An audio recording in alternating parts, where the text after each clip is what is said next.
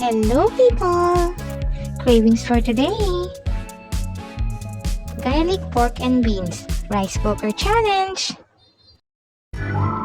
DNE Cravings! Like and subscribe! Hello people! Welcome and welcome back to our channel! At ayun na nga mga cravings, sa video na ito ay magluluto tayo ng bigas mais. Tuturo ko sa inyo kung paano magsaing ng bigas mais kahit hindi ako expert, ganun. Sundan nyo na lang yung steps na yan. Lalagyan ko lang yan ng bigas mais at tatansyahin ko kung gaano siya kalata o kaligat, ganun. O kung gaano matigas o malambot ang gusto nyong saing dyan. Depende sa tubig na ilalagay nyo dahil hahaluin nyo siya mga cravings. Ganun lang naman yung pagsasaing. Ito ay napanood ko lang din sa vlog ni Miss Jen Barangan. So, ayan. Yun lang din naman yung ituturo ko dito mga cravings at tuturo, teacher yan. So, ayan. At ayun na naman ang background noise, pasensya na at mayroong drag racer na dumaan na akala niya siya lang ang gumagamit ng highway, gano'n. So, dito sa ating video ngayon ay magigisa din ako ng pork and beans. Garlic pork and beans ang ating recipe sa ating rice cooker challenge kung saan magluluto tayo ng iba't ibang dishes gamit lamang ay rice cooker, gano'n. At sasabay na rin natin ng kwentong katatakutan mga cravings. Kung share na din ako, ito yung unang pag-sharing natin hanggang umabot tayo ng November 1 para sa ating Halloween M&M special event, gano'n. May pag-ganon pa ang lola nyo, pagbigyan nyo na. So, mag-start na tayo sa pagkwento kasi may pili lang ang video na to. Kakashare lang natin kasi baka mainip kayo, skip nyo na agad, gano'n. Huwag nyo namang skip agad mga cravings. Patagalin nyo naman kahit mga 2 minutes man lang mga cravings. Ganon. Pagbigyan nyo na ang lola nyo, ganon. At ayun lang mga cravings, mag-start na ako ng pag-share ng aking experience, mga creepy experience. Based sa aking experience talaga, ganon, ulit-ulit ang lola nyo. Pagbigyan nyo na para desisyon ng lola nyo, mag-share kahit hindi nyo naman hinihingi ang sharing ko, ganon.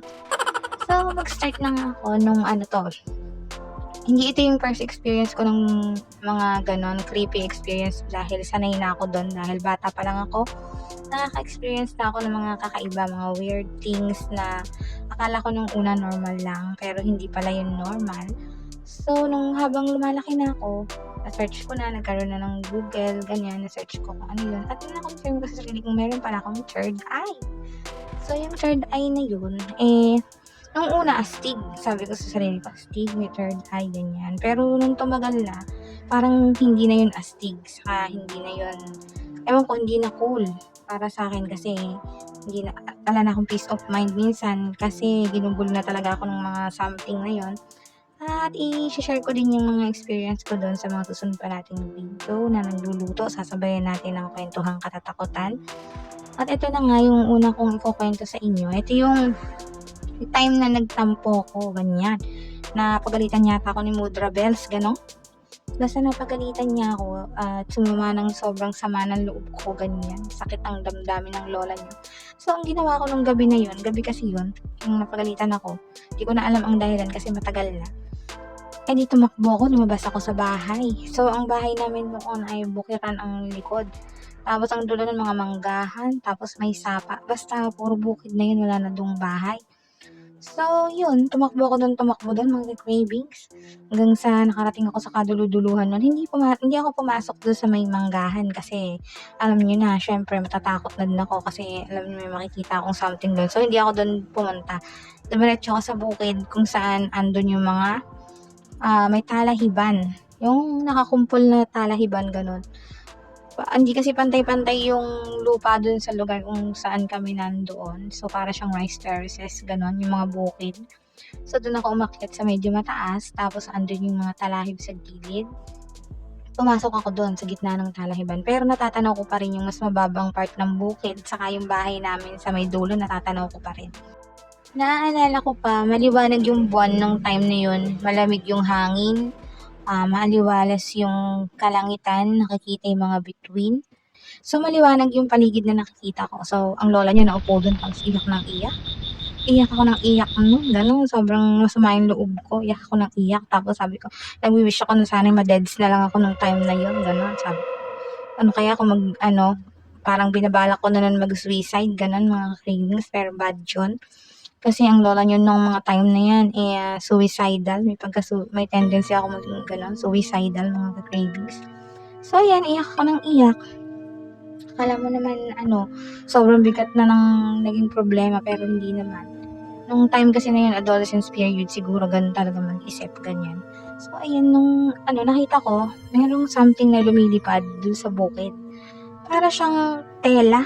Tela siya na mahaba, na white, na hinahangin kasi malamig yung hangin ng mga cravings sa kung matatandaan ko mga ano yun, March yung month kung saan malamig yung hangin paggabi tapos wala namang ulan. So, yun, hinahangin yung tela na yun na katulad ng mga pinapakitang mumu, parang nakatalukbong siyang gano'n. Ang iniisip ko naman doon mga cravings, baka ako ano, yung nilalagay sa palay kapag kapanakot ng ibon. Akala ko gano'n. Tapos tuloy pa rin sa imot ang lola niyo, iyak-iyak, ganyan. Tapos pagdilat ko ulit mga cravings, malapit na siya sa kalahatian. Kung saan ko siya nakita, gano'n. Parang isang pinitak na yung lapit niya sa akin, gano'n. Tapos, edi, sabi ko, paano yun nilipad? Parang hindi naman siya gumagalaw, gano'n. Tapos iiyak-iyak na naman ako, hindi ko pinansin mga cravings. Pagtingin ko na naman uli ng pagdilat na naman ng mata ng lola niyo, nakita ko na namang malapit na siya sa akin. Malapit na siya, nasa baba na siya nung bukid kung saan ako nandun. Mga ilang ano na lang ang layo niya mga cravings, mga ilang dipa na lang, siguro mga 5 na dipa, gano'n. Tapos, doon na ako biglang kinilabutan ng matindi. As in, yung ulo ko parang tumayo lahat ng buhok ko. Tapos, nawala na yung iyak ko, mga cravings na nawala na yung focus ko sa pag-iyak, sa sama ng loob, gano'n. Basta, nung nakita ko yun, kinilabutan na parang binuhusan ako ng malamig na tubig. Tapos, yun, parang tela lang siya talagang lumulutang. So, ang ginawa ko, nagtatakbo na ako pabalik sa bahay, gano'n. Diretso sa kwarto, diretso higa, gano'n. Nakalimutan ko na kung anong kinasama ng loob ko. Basta, nagtalokbong na ako dun ng kumot at nakakatulog na ako, ganun na mga cravings. O so ayan na nga, kumakain na si Jowa dito at ayun na ngayon nating crave experience at marami pa akong ikukwento sa inyo. Yung mga ikukwento ko lang sa inyo mga cravings ay talagang naranasan ko yun mga cravings, hindi ko kinuhang kwento ng iba kundi kwento talaga ng lola nyo yun. At marami pa nga akong share na creepy experience sa mga susunod nating uploads. So ayan na nga, habang nagkukwento ko ng katatakutan, nag-enjoy na si Jowa sa pork and beans. At hanggang dito na nga lang mga ka-cravings. Salamat sa panonood. Hanggang sa susunod. Like and subscribe.